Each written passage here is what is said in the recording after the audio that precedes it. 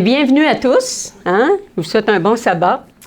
Aujourd'hui, mon message commence par une question. Vous êtes-vous convertis aujourd'hui?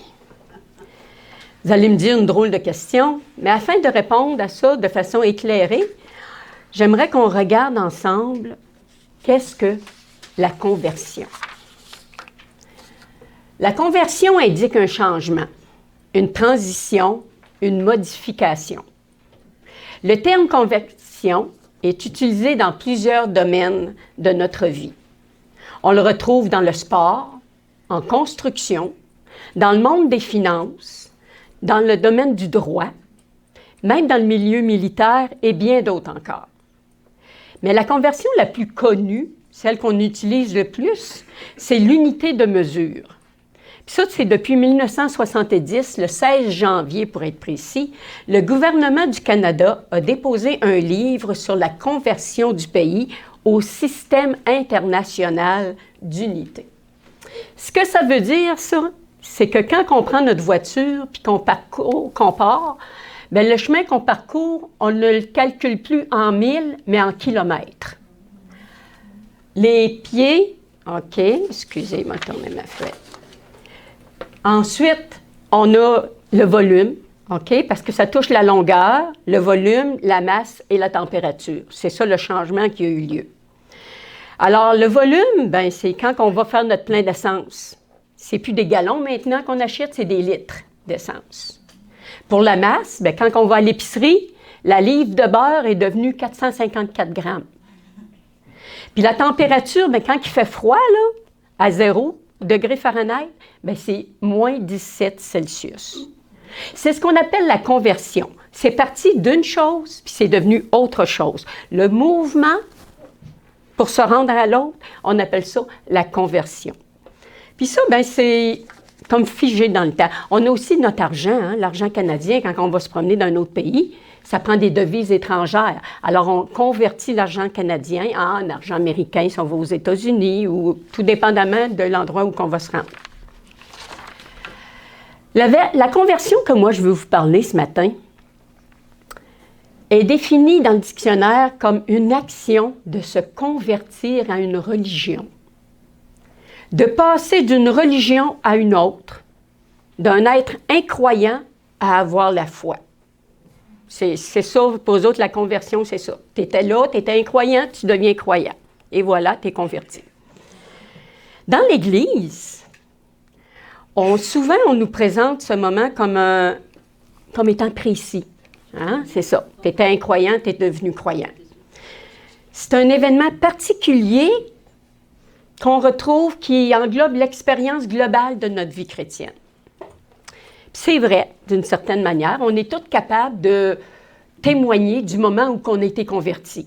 Il y en a qui sont très, très précis, qui vont dire en telle année, la date, le jour, c'était le jour, le soir, la nuit, comment il est habillé, qu'est-ce qui s'est passé. C'est très, très précis. À ce moment-là, j'ai entendu un message, ça m'a touché, mon cœur s'est déchiré, j'ai été converti. Cependant, la conversion chrétienne est beaucoup plus qu'une prise de décision de notre part. Elle indique non seulement un changement dans notre vie, mais elle indique un changement de vie. Il s'agit de la nouvelle naissance. Je vais juste voir. OK, on va y revenir. La conversion, il y a une autre définition que j'ai appréciée beaucoup parce que là, je vous parlais que la conversion, c'est tu étais dans cet état-là, ça devient ça, ça c'est la conversion. Il y a une autre définition qui est donnée pour le mouvement tournant. On dit que la Terre opère un mouvement de conversion autour de son axe. Puis ce que je trouve d'intéressant dans cette définition-là, c'est qu'il y a une continuité. C'est pas quelque chose qui, c'était ça, c'est devenu ça. Non. Heureusement pour nous, la Terre, elle tourne toujours. Elle continue son axe. Cette image s'approche de notre réalité. Parce que la conversion n'est pas un but en soi, c'est un processus qui a commencé avant qu'on en soit conscient, qu'on en soit pleinement conscient, et qu'il y a une continuité après la nouvelle naissance. Puis là, je nous ai fait un petit tableau. Il n'y a rien de scientifique là-dedans, là, mais je trouvais que c'était... je voulais comparer le physique avec la naissance spirituelle. La naissance physique, il y a une période de gestation, hein? Il y a 9 mois de préparation. Puis durant cette période-là, le bébé, il n'y a rien à faire, hein? Il reçoit. Il reçoit. Il reçoit de la nourriture, il va recevoir l'affection, il va recevoir... Puis tout ça va aider à sa construction. Bien, spirituellement, c'est la même chose. Le Seigneur travaille dans notre cœur. Tantôt, on a vu Jésus qui frappait à la porte.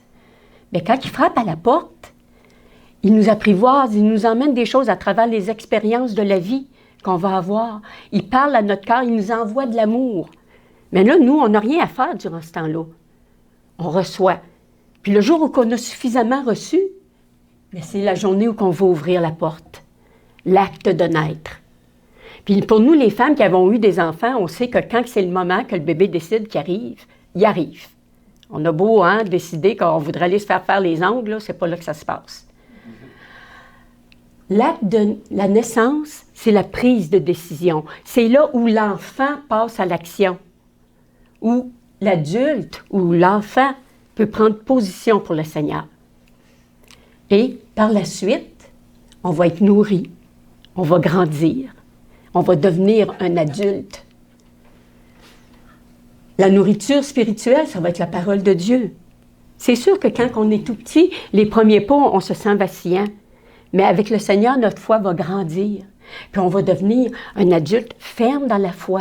Parce que notre relation avec le Seigneur, il va nous avoir apprivoisés. Puis là, on va être solide, puis on va pouvoir le partager aux autres. Comme l'enfant, un jour, il va grandir, puis il va devenir un adulte, puis à son tour, il va devenir un parent. C'était un petit clin d'œil que moi, ça m'a aidé, parce que ça n'a pas toujours été aussi clair pour moi dans ma tête. Longtemps, la conversion pour moi, c'était le moment où j'ai pris position, ou que j'ai été dans une église ici à Québec, que j'ai reçu un message, que ça a touché mon cœur, qu'il y a eu un appel, je suis partie, je suis allée en avant, puis j'ai dit, moi, je veux faire partie de sa gang. C'est ça, ça a été ça. Pour moi, la conversion, c'était ça. Puis j'étais enthousiaste, j'étais remplie, puis il me semblait que ça ne serait plus jamais pareil. Puis pourtant, par après, cette flamme-là, elle s'est comme atténuée. Elle a comme baissé. Puis je ne sais pas pourquoi. Puis mon intérêt pour le spirituel peut même avoir baissé. Puis ça, c'est pas arrivé rien qu'une fois dans ma vie, hein. Ça m'est arrivé plusieurs fois dans mon cheminement chrétien. D'être proche avec le Seigneur, tellement être comme en symbiose. Tu sais, il est là. On pourrait presque, on a l'impression qu'on peut le toucher. On est tellement près de lui. Puis le lendemain, que je ne sais plus où il est rendu. Puis mon cœur est attristé quand ça m'arrive. Moi, je vous parle honnêtement ce matin. Mon cœur est attristé. Puis là, je remettais en question ma conversion. Là, je me disais, ben voyons, si je serais convertie, ça ne serait pas ça. Pour moi, la conversion, c'est que tu marches avec le Seigneur, tu es avec lui, puis que tout va bien. Mais le Seigneur, il est bon, mes frères et sœurs. Il est très bon. Puis il nous pardonne. Il m'a pardonné à chaque fois que ça m'est arrivé, ça. Puis il m'a aidé à comprendre ce qui m'arrive. Puis il m'a aidé à me pardonner aussi, afin que je puisse progresser. Parce que dans Luc 22, au verset 31, il nous dit « Jusqu'à ce que nous parvenions tous à l'unité de la foi et de la connaissance du Fils de Dieu. » Ah, j'ai pesé trop longtemps. OK, c'est celle-là, hein? Éphésiens 4, oui, parfait. Alors, jusqu'à ce que nous parvenions tous à l'unité de la foi et de la connaissance du Fils de Dieu, à la maturité de l'adulte. Hein? On voyait l'enfant tantôt, le bébé. On devient des adultes dans la foi, à la mesure de la stature parfaite de Christ. C'est ça que Dieu veut pour nous. C'est ça, son plan. Il y a un texte dans les Évangiles qui m'a beaucoup aidé à cheminer. C'est dans Luc, au chapitre 22. On est à la veille de l'arrestation de Jésus. C'est le dernier repas qu'il prend avec ses disciples. C'est un moment particulier. J'imagine qu'il va y avoir vraiment une ambiance spéciale. Puis là, Jésus leur fait des révélations sur qu'est-ce qui va lui arriver. Il va même leur dire qu'il y en a un parmi eux qui va le trahir. C'est là, ce soir-là aussi qu'il a établi le service de la Sainte Seine, qui partage le vin, le pain et le vin, puis qui leur présente comme étant son corps et son sang. Il leur rappelle aussi l'importance du don de soi, d'être au service des autres, que celui qui va être le plus grand soit au service des autres. Puis c'est aussi ce soir-là qu'il dit à Pierre, au verset 31 et 32, « Simon, Simon, Satan vous a réclamé pour vous cribler comme le froment. Mais j'ai prié pour toi, afin que ta foi ne défaille point. Et toi, quand tu seras converti, affermis tes frères. » Quand tu seras converti. Ça fait plus de 3 ans que Pierre marche avec le Seigneur.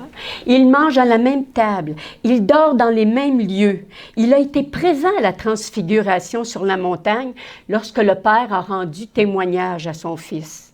Ça, on peut lire ça dans 2 Pierre, au chapitre 1, versets 17 et 18. « Celui-ci est mon Fils bien-aimé, en qui j'ai mis toute mon affection. Le Dieu du ciel, le Père, a dit ça de façon audible pour Pierre et ses amis qui étaient avec lui sur la montagne. Il nous dit, « Et nous avons entendu cette voix venant du ciel lorsque nous étions avec lui sur la sainte montagne. » Ce même Pierre qui, par révélation du Père, a reconnu Jésus comme étant le Christ. Si on lit ça dans Matthieu 16, 16, « Tu es le Christ, le Fils du Dieu vivant. » À cet homme-là, le Seigneur dit, « Quand tu seras converti. » Pourtant, Pierre, il a déjà passé par la conversion. Il a déjà pris position pour le Seigneur. Si on retourne dans Luc, au chapitre 5, on voit Jésus qui est au bord du lac Tibériade. Il y a une foule, une grande foule de plus en plus nombreuse. Puis là, Jésus regarde, puis il voit 2 barques sur le bord du lac. Il s'approche, il monte dans l'une d'elles, c'est celle de Simon. Puis il lui dit, va sur l'eau. Puis là, il voit la foule. Jésus s'assit et il parle à la foule. Il l'enseigne. Simon, il est là, puis il écoute, lui aussi, il est dans la barque. Quand il eut fini de parler, il dit à Simon, « Avance là, où l'eau est plus profonde, et jetez vos filets. » Simon lui dit, « Maître, nous avons travaillé toute la nuit sans rien prendre. Mais sur ta parole. » Parce que Simon l'a entendu parler, là. Puis ça l'a impressionné d'entendre Jésus parler. Il dit, « Maître, sur ta parole, je jetterai les filets. » Savez-vous qu'est-ce qui est arrivé? Ils jetèrent les filets et une grande quantité de poissons remplit les filets, tellement que Simon il a fait signe aux autres qui étaient restés à l'autre barque, « Venez nous aider, venez nous aider. » Et les 2 barques étaient pleines de poissons tellement qu'elles s'enfonçaient dans l'eau. Il y avait juste le rebord pour qu'ils puissent se rendre. Quand il vit cela, Simon tomba à genoux devant le Seigneur et dit, « Seigneur, éloigne-toi de moi parce que je suis un homme pécheur. » Ce qui se passe devant eux est tellement hors norme. Ils n'ont jamais... Hey, eux autres, c'est des pécheurs, ça fait longtemps, là. Ça fait des années qu'ils font ça. Puis ils n'ont jamais vu ça, une pêche comme ça. Ils en sont presque effrayés, Pierre et ses compagnons. Alors le Seigneur lui dit, « Simon, n'aie pas peur. Désormais, tu seras un pêcheur d'hommes. » Alors, ils ramènent les barques à terre, laissèrent tout et le suivirent. Il ne faut pas oublier, là, qu'est-ce qu'il y a dans les barques? Il y a du poisson. Beaucoup de poissons. Ça vaut beaucoup d'argent, ça. C'est des semaines, des mois, peut-être une année de travail qu'il y a là. Ils laissèrent tout. Dans ce récit-là, le mot « converti » n'est pas utilisé, mais on comprend par la réaction de Pierre et de ses compagnons, Jacques et Jean, que leur cœur a été touché. Leur action illustre leur conversion. Ils laissèrent tout et suivirent Jésus. Donc, quand Jésus dit à Pierre, quand tu seras converti, en fait, il lui dit, tu vas pécher envers moi ce soir. Tu vas cesser de croire en moi. Tu vas me renier. Mais quand tu te seras détourné de ton incrédulité pour revenir à moi, tu seras en mesure de prendre soin de tes frères. Ce que tu seras incapable de faire pendant un temps, tant que tu seras centré sur ta peine à toi, au lieu d'être centré sur moi. C'est ça qui m'arrive, moi, là, quand je vous parlais que j'avais des creux, puis que j'avais l'impression que la communion n'était plus là avec le Seigneur, puis que j'avais même de la difficulté à avoir de l'intérêt pour les choses spirituelles. C'est que je suis centrée sur moi-même. Je regarde à mes soucis, à mes problèmes, à mes besoins, à mes peines. Mais si je prends la peine de regarder au Seigneur, si je prends du temps, si je me tourne vers lui, ça se fait tout seul. C'est lui qui nous aime, c'est lui qui nous apprivoise. Seigneur, pardonne mon incapacité de t'aimer. Mets dans mon cœur ton amour afin que je sois capable de t'aimer. Parce que moi, je ne suis pas capable de l'aimer comme il le mérite. La conversion, frères et sœurs, est un don de Dieu. On se souvient, hein, la porte tantôt? Oui, sans poignée. La porte sans poignée, c'est la porte de notre cœur. Et c'est nous qui pouvons l'ouvrir au Seigneur. Hein? Mais le Seigneur, il frappe. Il frappe à la porte. Puis là, des fois, ça prend du temps avant qu'on rouvre. Hein? On n'est pas toujours prêt à lui ouvrir. Fait que le Seigneur, il s'en va-tu faire un tour puis il dit, bon, ben je reviendrai plus tard, qu'il se débrouille? Non. Le Seigneur, il reste à la porte. Puis il nous parle. Il frappe encore.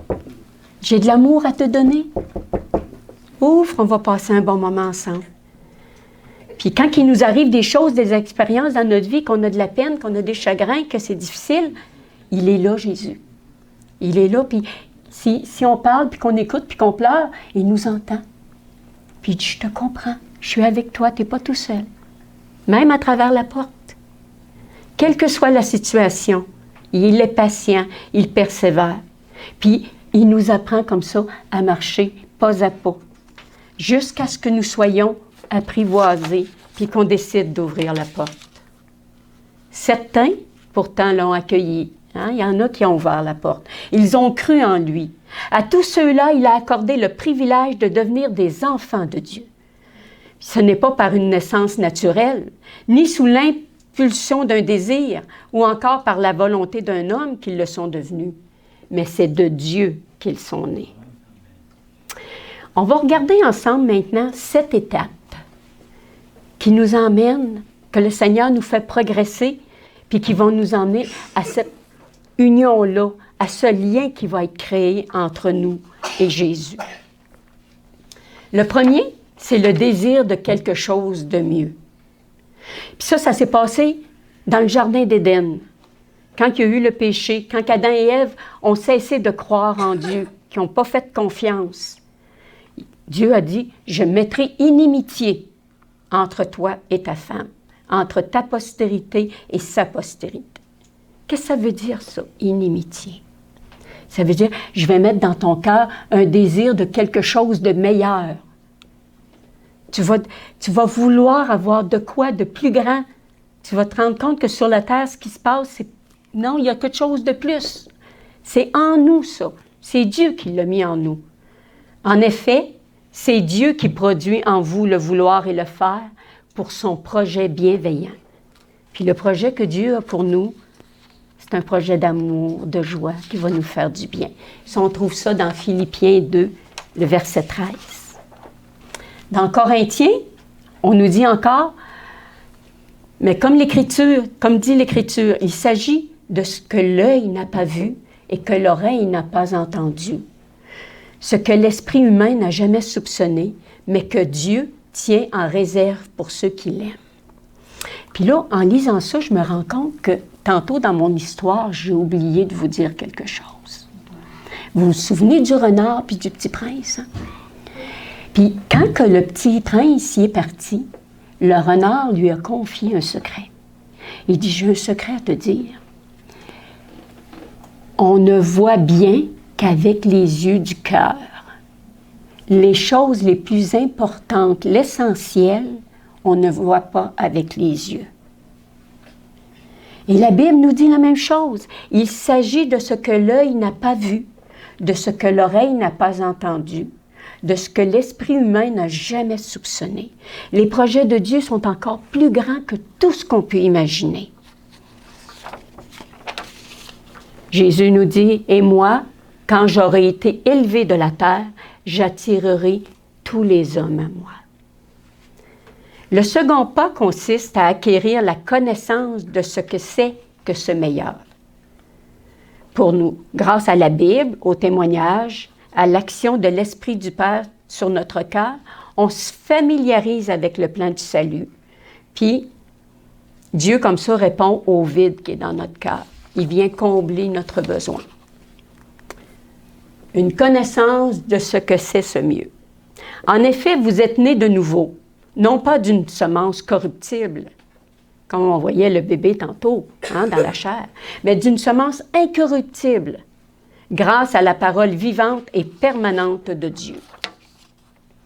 Vous avez été revêtus de l'homme nouveau, qui se renouvelle pour parvenir à la vraie connaissance, conformément à l'image de celui qui l'a créé. Paul nous dit, « Je combats pour eux, afin qu'ils soient encouragés et que, unis par l'amour, ils accèdent ensemble en toute sa richesse, à la certitude que donne la compréhension du secret de Dieu. » Dieu aussi a un secret. C'est quoi son secret? Et à la pleine connaissance de ce secret, c'est-à-dire de Christ. Connaître Jésus, c'est connaître le secret de Dieu. Et lui se trouve caché. En lui, là, en Jésus, on peut trouver tous les trésors de la sagesse et de la connaissance. La troisième étape, la conviction que nous sommes pécheurs. C'est la justice de Dieu par la foi en Jésus pour tous ceux qui croient. Il n'y a pas de différence. Tous ont péché et sont privés de la gloire de Dieu. On devient convaincu de notre nature pécheresse, puis pas seulement de notre mauvaise conduite. Parce que des fois, oui, on dit on regrette parce qu'on a fait quelque chose de pas bien, on demande pardon à Dieu. Mais dans notre nature, c'est plus facile, je pense, de désobéir que d'obéir. Ça se peut-tu, les enfants? Non? Je ne sais pas, ça se fait tout seul, désobéir, c'est facile. C'est ça, la nature pécheresse. On a une tendance vers ça. Puis ça, il faut demander à Dieu de changer ça dans notre cœur. Parce qu'en acquérant la connaissance, mais savez-vous la connaissance de quoi qui va nous aider à changer? La connaissance de Dieu. Oui, de son amour, de l'amour qu'il y a pour nous. C'est l'amour qui nous change et qui nous fait comprendre ô combien qu'on a besoin de son salut. Jacques, il nous fait comprendre quelque chose de plus concernant le péché. Parce qu'on sait que le péché, c'est quand on fait quelque chose de pas bien. On sait que le péché, c'est aussi notre nature pécheresse, c'est que c'est plus facile de faire les choses pas bien. Mais il nous dit que si on sait faire quelque chose de bien, puis qu'on ne le fait pas, ça aussi, c'est un péché. Si on a la capacité de faire le bien, et qu'on ne le fait pas, on commet un péché. Le Seigneur veut nous emmener jusqu'à cette perfection-là.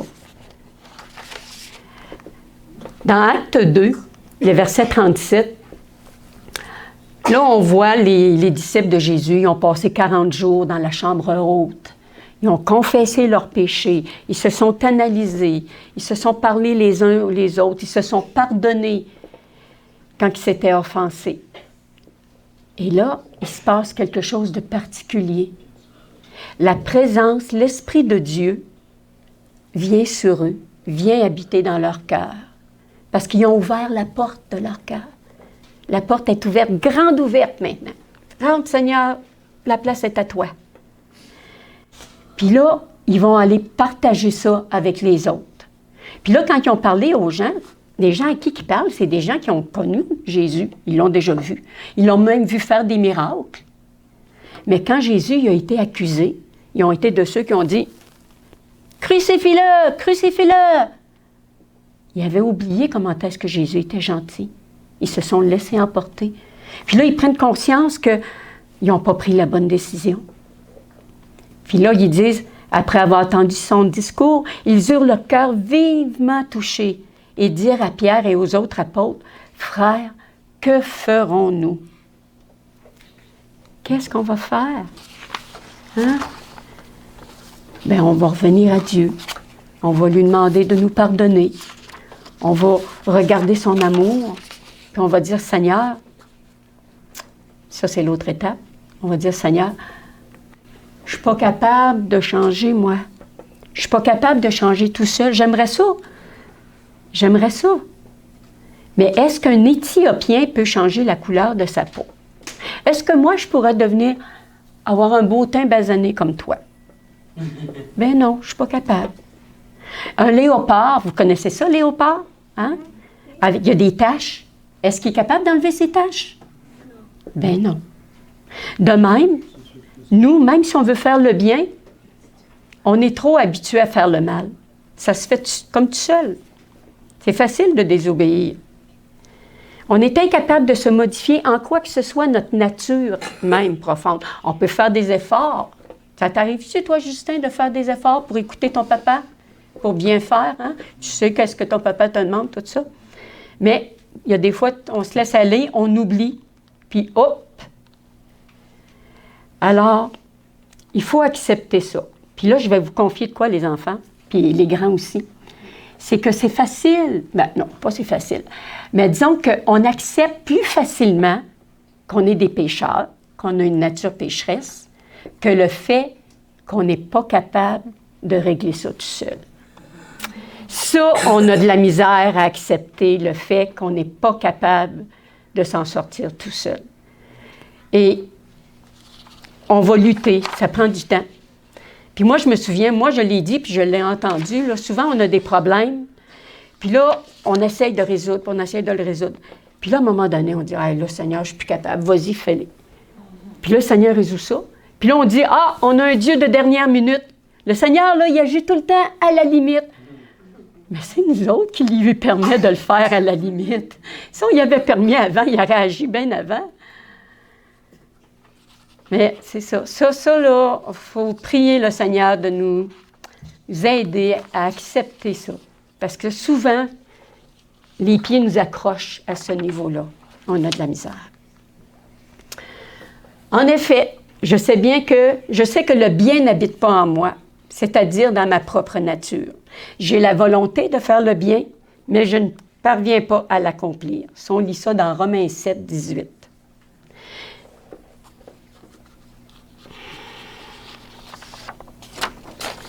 Mais Jésus nous dit de ne pas se décourager.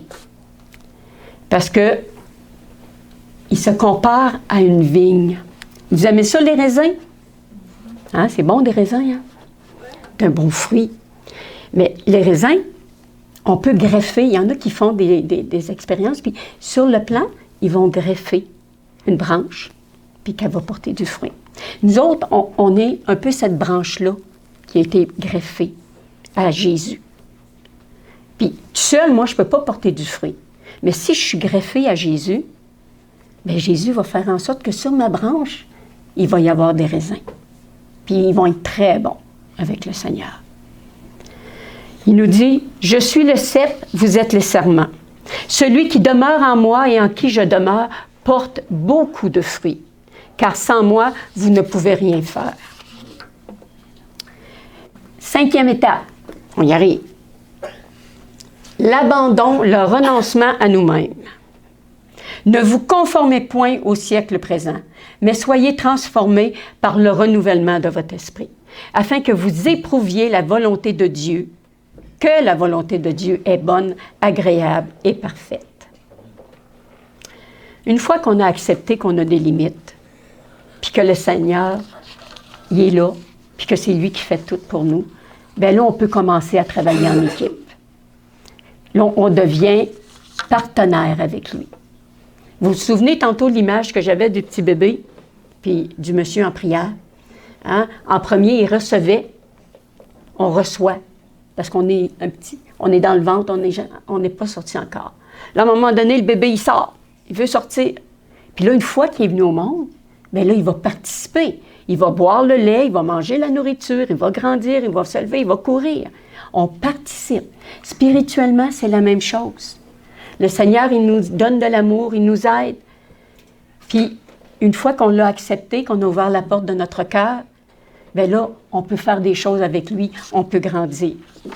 Ça devient très intéressant. Dans 1 Corinthiens 6, 19, il nous dit, « Ne le savez-vous pas, votre corps est le temple du Saint-Esprit, qui est en vous et que vous avez reçu de Dieu. Vous ne vous appartenez plus à vous-même, car vous avez été rachetés à un grand prix. Rendez donc gloire à Dieu dans votre corps et dans votre esprit qui appartiennent à Dieu. » Amen. De quelle façon est-ce qu'on peut rendre gloire à Dieu? Bien, c'est en collaborant, en le laissant agir, en étant à l'écoute, puis quand il nous inspire de faire quelque chose, bien d'y aller. Amen. Puis il y a des choses aussi que le Seigneur va nous dire de cesser de faire. Ça, on peut voir ça dans Colossiens 3, les versets 8 à 9.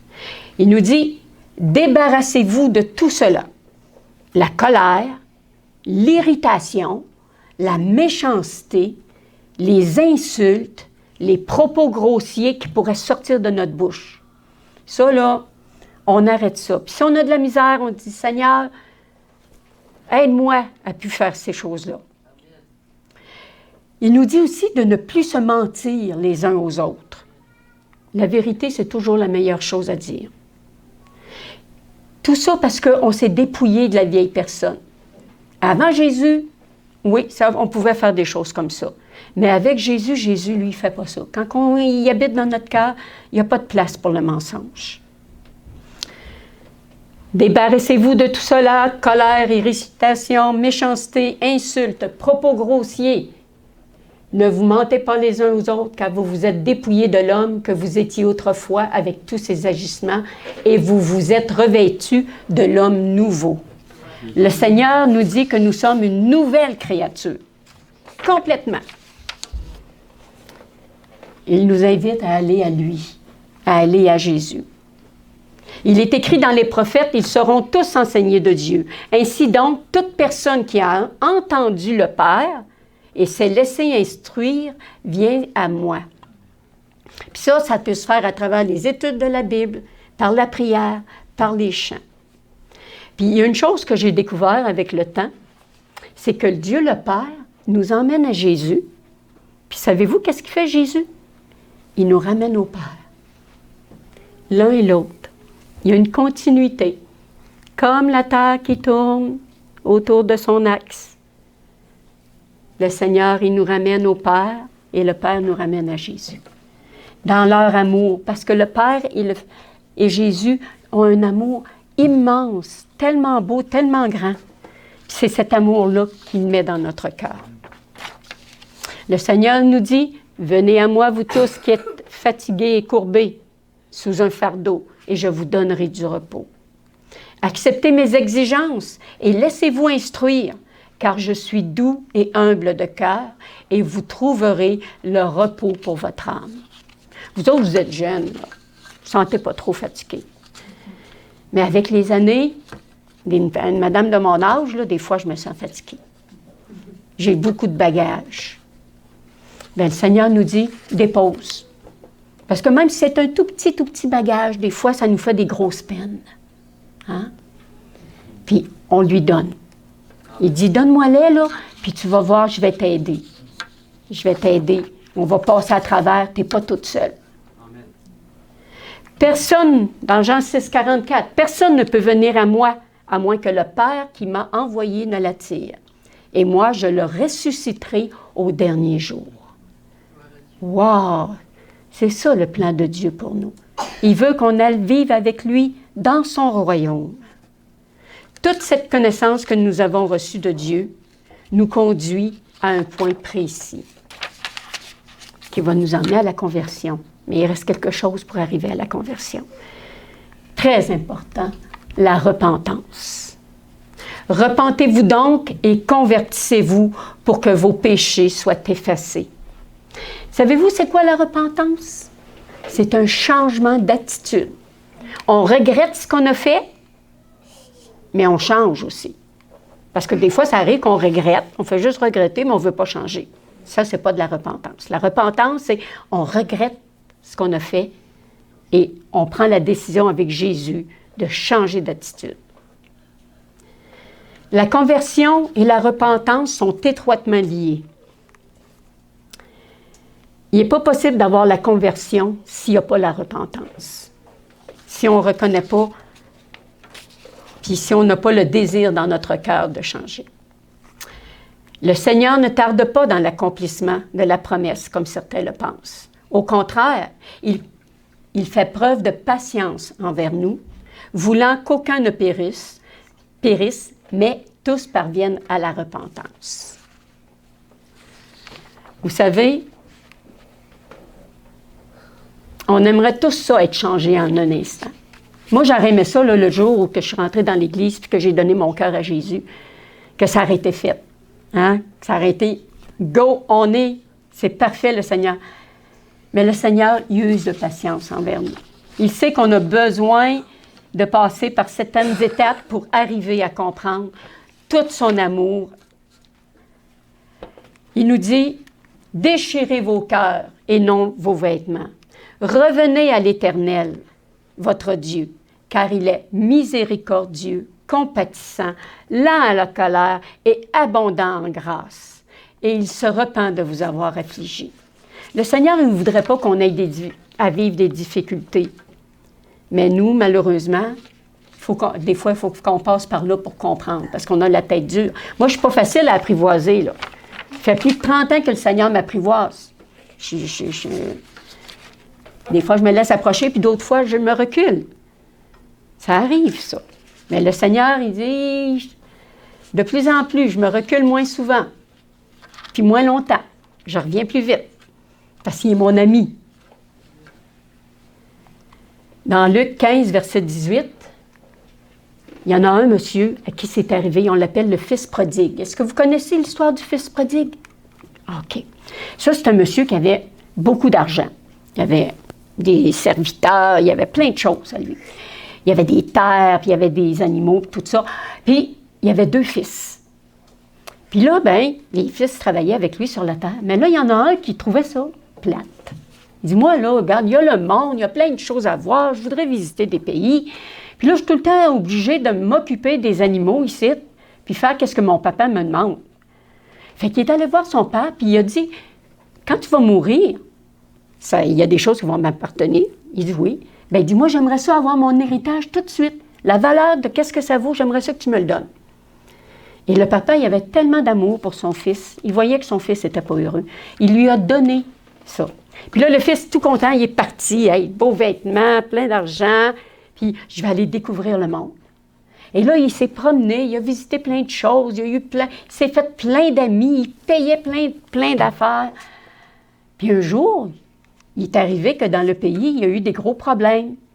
Puis là, le garçon, il n'avait plus d'argent. Puis il n'avait plus d'amis. En même temps que l'argent a disparu, les amis ont disparu. C'était-tu des vrais amis, ça? Non, hein, c'était pas des vrais amis. Puis là, le monsieur, il s'est retrouvé qu'il gardait dans un enclos des pourceaux, des cochons. Les cochons mangeaient, ils se promenaient, puis ils mangeaient, puis lui, il les surveillait. Puis il avait tellement faim, là, que des fois, il aurait aimé ça, parce que là, les propriétaires venaient jeter les retailles de nourriture, des choses comme ça, puis là, les pourceaux, ils mangeaient ça. Il en aurait mangé, lui aussi, à force qu'il avait faim. Puis là, il s'est mis à réfléchir. Puis il a dit, « Hey, j'étais bien avec mon papa. Mon père, lui, il n'a jamais traité ses ouvriers comme ça. Il les a toujours donné de la bonne nourriture. Il les a toujours bien nourris. Je vais retourner vers mon père et je lui dirai, « Père, j'ai péché contre le ciel et contre toi. » Il y a eu une repentance, il a réalisé qu'il n'avait pas bien agi. Il dit, « J'ai pris l'argent de mon père, je l'ai tout dilapidé, j'ai tout dépensé aujourd'hui, j'ai plus rien. Est-ce qu'il va accepter de me recevoir? » Puis dans l'histoire, oui, le papa, il l'attendait, il espérait qu'il revienne. Et c'est la même chose pour nous. Notre papa du ciel, Dieu, il nous attend. Il nous espère. Puis il attend juste qu'on prenne la décision d'aller vers lui.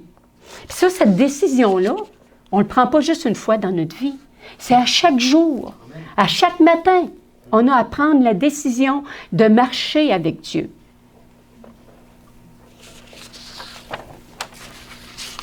La conversion et la repentance ne sont pas des expériences que l'on fait une seule fois, mais elles se répètent constamment.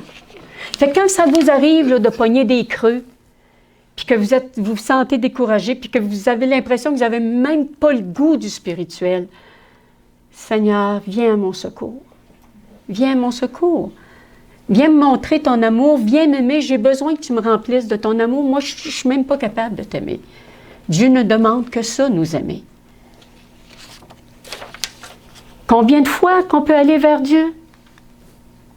Pierre s'approcha de Jésus et lui dit, « Seigneur, combien de fois pardonnerai-je à mon frère lorsqu'il péchera contre moi? Est-ce que ce sera 7 fois? » Jésus lui dit, « Je ne te dis pas 7 fois, mais je te dis 70 fois 7 fois. » Il n'y a pas de limite. Il n'y a pas de limite au pardon de Dieu. Dieu nous aime, puis que ça arrive n'importe quand.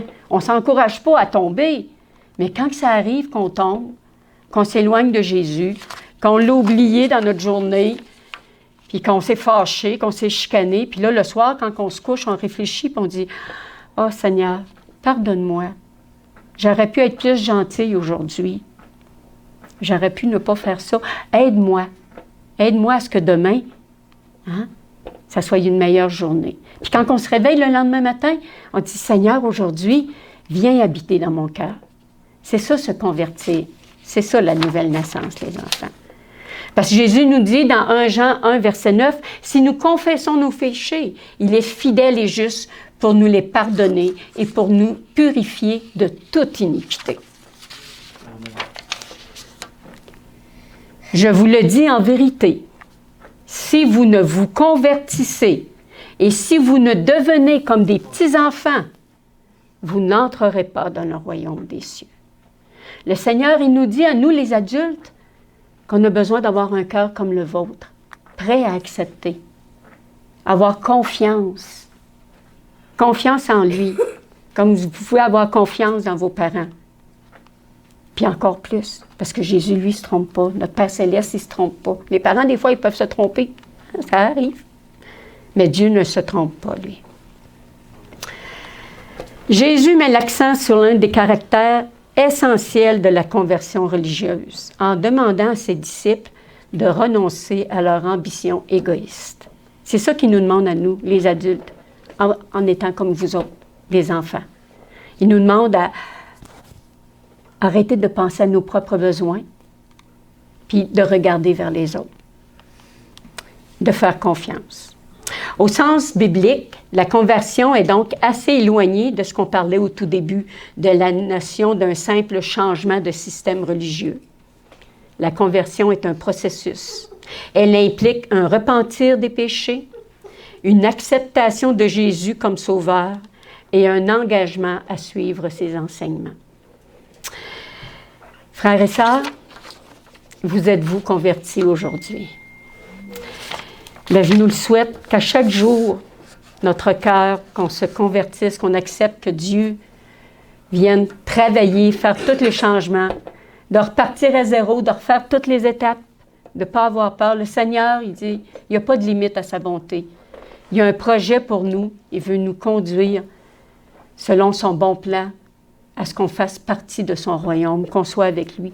Puis, je vous invite à ce que ça puisse se faire. Amen. Amen. Amen.